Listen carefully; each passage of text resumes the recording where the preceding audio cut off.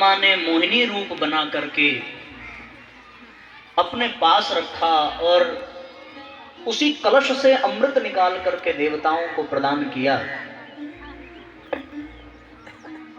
बिल्कुल वही कलश, वही कुंभ अपना ये शरीर है। अभी इसकी कल्पना करिए, पर विवेचना के पश्चात आपको विश्वास हो जाएगा कि हमारा शरीर ही वास्तव में कुंभ है। वो इस तरीके से कि वो मिट्टी का कलश किन तत्वों से मिलकर के बनता है। यदि गहराई से चिंतन करके देखें तो वो कलश भी 5 तत्वों से मिलकर के बनता है। पहला, उसमें मिट्टी भी है। दूसरा, उस मिट्टी में जल भी मिलाया गया। तीसरा, जल और मिट्टी को मिलाकर उसे एक आकार दिया गया और उस आकार को वायु में सुखाया गया। वायु में सुखाने के पश्चात अग्नि में तपाया गया और फिर अंतरिक्ष के नीचे उसको तैयार होने के लिए छोड़ दिया गया। तो इस तरीके से विचार करने पर लगता है कि 5 तत्व से ही मिलकर के वो घड़ा, वो कुंभ तैयार होता है। हमारा शरीर भी 5 तत्व से मिलकर के ही तैयार होता है। छित जल पावक गगन समीरा, 5 तत्व से बनी शरीरा।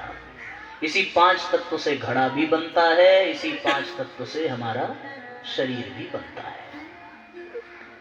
घड़े को कुंभ कहते हैं, शरीर को तन कहते हैं, पर दोनों के बनने में जो सामग्री का उपयोग हुआ वो ये 5 तत्व ही निकल करके आते हैं।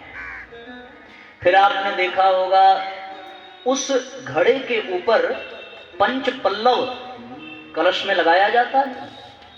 आम की पल्लो लगाई जाती है, उसमें 5 डंठियां होती हैं, 5 पत्ते होते हैं। तो जैसे उसमें 5 पल्लव हैं, उसी प्रकार 5 तत्व से बने हमारे शरीर में 5 कर्मेंद्रियां हैं, है ना।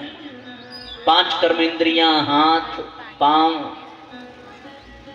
मलमूत्र का द्वार, मुख, ये 5 कर्मेंद्रियां हैं। अब 5 पल्लव डाल करके उस कुंभ को तैयार करते हैं। उसके पश्चात उस कुंभ में 5 रत्न भी डालने का विधान है। भारतीय संस्कृति में जब कलश का पूजन किया जाता है तो उस कलश के पूजन में 5 रत्न की परंपरा है। और वो 5 रत्न जब हम लोग कलश पूजन कराते हैं कर्मकांड में, तो उसमें ये सूत्र प्राप्त होता है, कनकम कुलिशम नीलम पद्मरागम च मौक्तिकम एतानि 5 रत्नानि कलशे प्रक्ष्यमाम्यहम्। इन 5 रत्नों को कलश में स्थापित किया जाता है और इन 5 रत्नों की भांति ही हमारे शरीर में 5 ज्ञानेंद्रियां हैं। ये 5 ज्ञानेंद्रियां 5 रत्न के समान हैं। आंख, कान, नाक, जिह्वा, त्वचा, इन ज्ञानेंद्रियों को इसलिए रत्न कहा गया है कि यदि इन ज्ञानेंद्रियों को विषयों से मुक्त कर लिया तो ये ज्ञानेंद्रियां ही हमारे लिए रत्न के समान है। और यदि इन रत्नों को विषयों से मुक्त न किया बल्कि विषयों में ये फंसी रही तो हमारे जीवन को नरक तुल्य बना देती है। रत्न पत्थर ही तो है। रत्न क्या है? पत्थर है। पर वो पत्थर मूल्यवान रत्न कब बना? जब वो विकारों से मुक्त हो गया। पत्थर जब तक विकारों में रहता है तब तक उसका मूल्य नहीं होता। सोना जब धरती के खदान से निकलता है तो उस सोने की कोई कीमत नहीं होती। उस सोने को घर्षण करके अग्नि में तपा करके उसको शुद्ध किया जाता है, विकारों से मुक्त किया जाता है, अन्यथा केवल मिट्टी का एक पुलिंदा होता है वो। उसी प्रकार कोयले की खदान से निकला हुआ हीरा भी एक कोयला ही है। उस कोयले को शुद्ध करते हैं, विकारों से मुक्त करते हैं, तो वो कोयला कुलिशम यानी हीरा बन जाता है। ये 5 रत्न हैं इस कलश में, पूजन में हम लोग डालते हैं।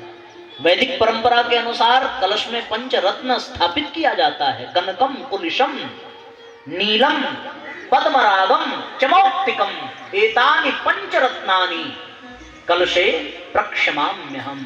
ये 5 रत्न कलश में डाले जाते हैं, और ये पत्थर से रत्न बनते ही तब हैं